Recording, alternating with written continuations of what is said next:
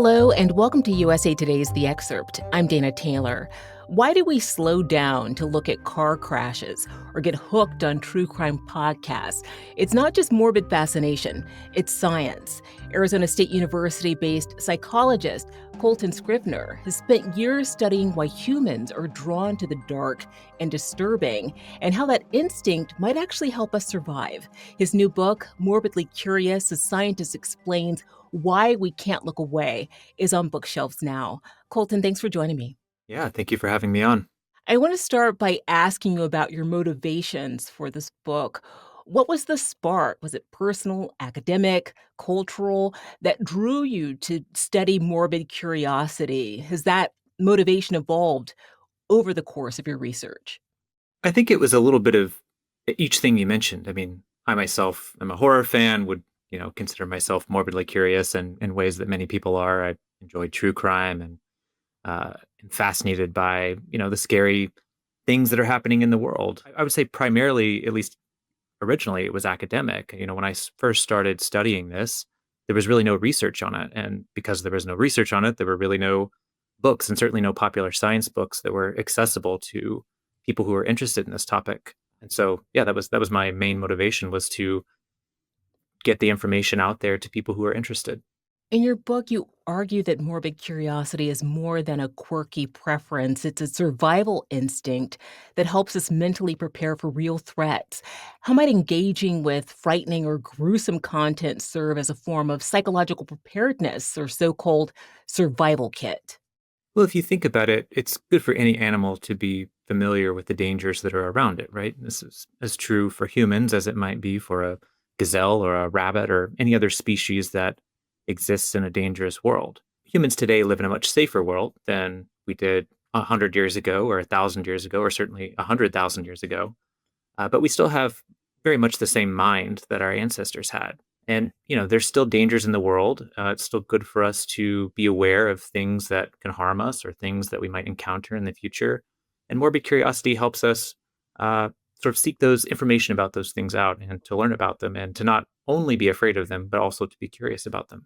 I want to go a little bit deeper into that. You explain morbid curiosity as an evolved trait shaped by natural selection. Can you describe some of the evolutionary pathways or ancestral pressures that you believe shaped this tendency in humans today? Sure. So, if you imagine a gazelle on the savannah, and, one of the main predators for a gazelle is a cheetah. Now, gazelles and cheetahs live in very close proximity with one another. And so, if gazelles ran every time that they saw a cheetah, or zebras ran every time that they saw a lion, they would constantly be on the run. They would have no time for grazing or for resting or doing anything that helps them survive. And so instead, then rather than running every time you see your natural predator or see something dangerous in the environment, it's adaptive for animals to kind of take advantage of situations where it's safe to learn about those dangers. And so what you see in the wild is that a lot of animals, under certain circumstances, will actually stop and observe their predator. Gazelles will observe the cheetah, zebras will observe the lion, and they can learn about it that way.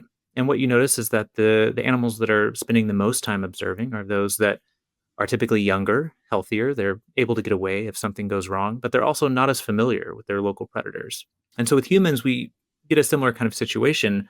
The key difference is that in humans, we've developed language, we have culture, we have the ability to tell stories about danger, and we can do that all from the safety of our homes. And so we can essentially create all of these possible scenarios, these dangerous scenarios that might happen, whether it's a movie or a book or a podcast.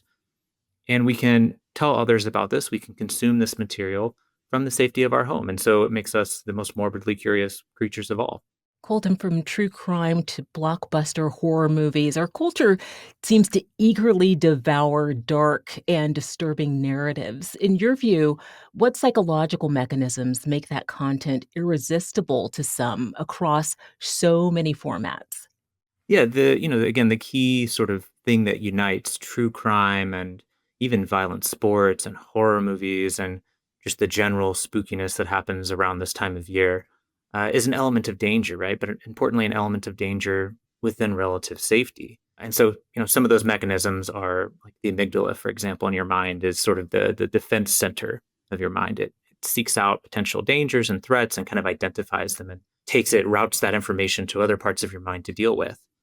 And so when we have a true crime show on, for example, the amygdala is active and it's detecting that there's something in front of us, in this case on the TV, there's something in front of us that's important to pay attention to. It's important to learn about people who might be trying to deceive us or harm us. But of course, that information is routed to other parts of our mind that say, well, this is actually a safe opportunity to learn about this because you're not in any real danger. And that generates a high level of curiosity or a high level of morbid curiosity. And so those two mechanisms working in tandem, the sort of fear of danger combined with relative safety and heightened curiosity, lead us to seek out all sorts of seemingly macabre content. In your studies, you also explored whether morbid curiosity correlates with lower empathy. What does your research suggest about how these two traits interact?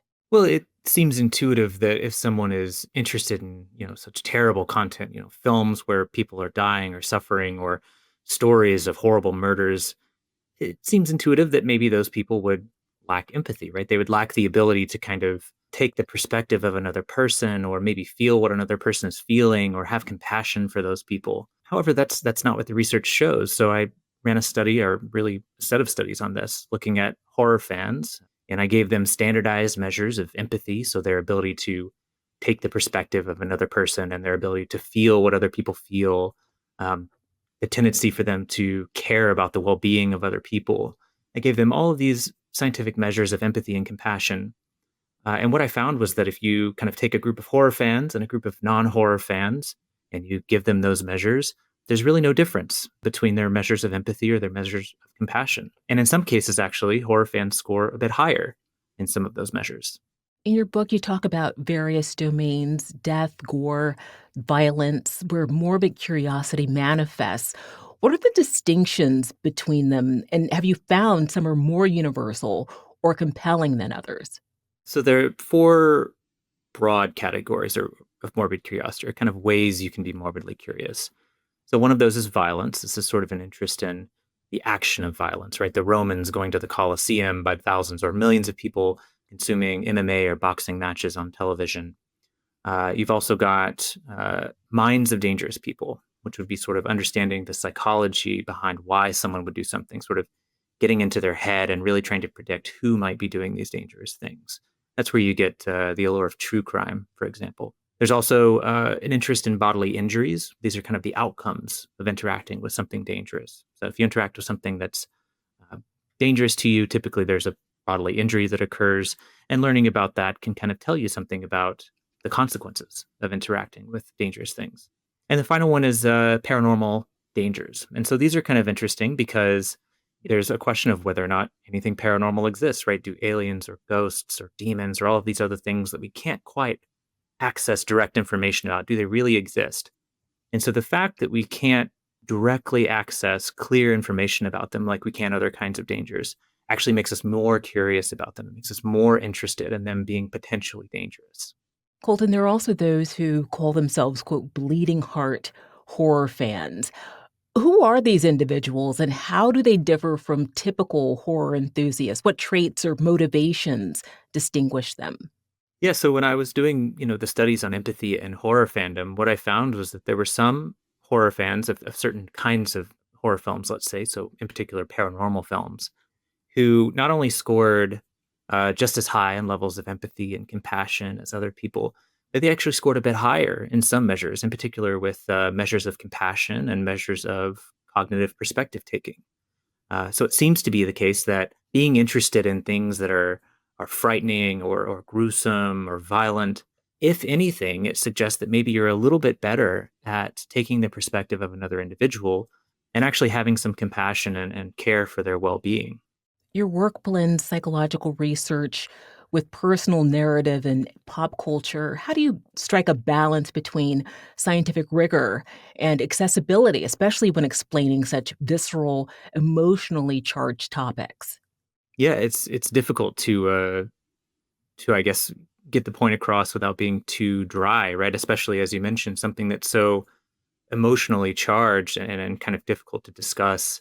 There's an inclination to kind of be scientific about it and be dry about it to try to limit how emotional it is. But I think that with morbid curiosity, it's something that almost everyone has experienced. at one time or another, right? Everyone has been driving down the highway and kind of seen a car wreck on the side of the road and had trouble looking away, or maybe they saw breaking news flash across their television screen and they had to sit just for a moment longer to see what the breaking news was. And then, of course, you have people who seek it out, people like horror fans or true crime fans. Uh, and so I think there's a level of connection with almost every reader when it comes to the book. I think that there's something within everyone that they're morbidly curious about, and sometimes that's more extreme things. Sometimes it's more um, things like the news. I think there's a lot of danger and threat that's portrayed in the news, and because that's what people are intrigued by. It's what they're curious about. It's what the kinds of information that they want to know. The way that I tried to strike the balance was to always connect whatever I was talking about scientifically with something that people experience in daily life, whether that's maybe they've been to a haunted hotel before, or they've seen a true crime documentary, or maybe they've just seen a car wreck on the side of the road on the way to work. I think trying to explain each of those things as perfectly natural is a way to strike that balance. You touched on this, but I want to talk about playing with fear through haunted houses, horror media, which you argue can be beneficial. What psychological processes or emotional shifts occur when we voluntarily engage with fear in a safe context? Well, play is kind of an interesting thing because it's been difficult to define, right? It's kind of hard to give, let's say, a definition of play. Even for scientists, it's been kind of difficult. But one thing that most people can agree on, most scientists in particular can agree on, is that play is a form of practice for future situations. And sometimes that's motor practice, like if you're practicing a sport, for example, but it can also be sort of cognitive or emotional practice. And this could be when you engage with a book, for example, if you're reading a book about something, or if you're reading or watching a movie about something, you're sort of cognitively playing with different ideas or different possible futures. And you can do the same thing with scary things. So you can engage in what I've called scary play. And this could be everything from watching a scary movie or a true crime documentary to kids playing games like hide and seek, where they get a bit of a thrill from it, but they're still having fun. And so the key thing that's going on there is the playful frame. So when you put something in a playful frame, it immediately signifies that whatever you're doing is safe. It's not serious. So for example, if you have two dogs that are playing, dogs will kind of do a bowing motion, right? And that's a play signal for a dog. They'll wag their tail and kind of bow down. Humans have their own sort of discrete play signals. And when they do this, it allows them to kind of explore things that they wouldn't want to explore by themselves or outside of this playful scenario. And many times those things that they're not wanting to explore for real are scary things. So the play frame kind of allows them to, again, practice these situations, practice feeling afraid, practice feeling anxious without any of the consequences that come along with interacting with those things in the real world. And finally, Colton, we're now inundated with sensational news, graphic videos, and immersion in true crime stories. How do you think digital media has reshaped or amplified morbid curiosity? Are there dangers in overexposure or desensitization? Yeah, there can be. I think this is true of a lot of things, not just morbid curiosity, but again, even 100 years ago, the dangers you would hear about came mostly from people you knew personally, right? It would be something that happened in your local town or maybe the town over. And even further back in history, 10,000 years ago, the dangers you heard about would be things that really only happened to your immediate friends and family or people that you interacted with on a daily basis. And those things are good to know about. Those things are why morbid curiosity evolved and why it helped our species survive and thrive. Now, in the modern world, one issue that we run into with morbid curiosity is that we can get information about dangers that will probably never affect us. We will probably never be exposed to them. Maybe it happened to someone, 5,000 miles away. Maybe it happened to someone 50 years ago, and now we have, audio-visual evidence of this thing happening. So the problem is the mind still can take those pieces of information, and over time can kind of build this dangerous view of the world, this belief that the world is more dangerous than it really is. And so I think we just have to be careful and remind ourselves that it's much easier to consume lots of information about things that may not be as relevant to us. And I think if you do that, then the worries about desensitization or having a cynical view of the world, those things kind of vanish as long as you can remind yourself the type of world that you're living in. Colton's book, Morbidly Curious, is on bookshelves now. Colton, thank you so much for joining me. Yeah, thank you. Thanks for watching. I'm Dana Taylor. I'll see you next time.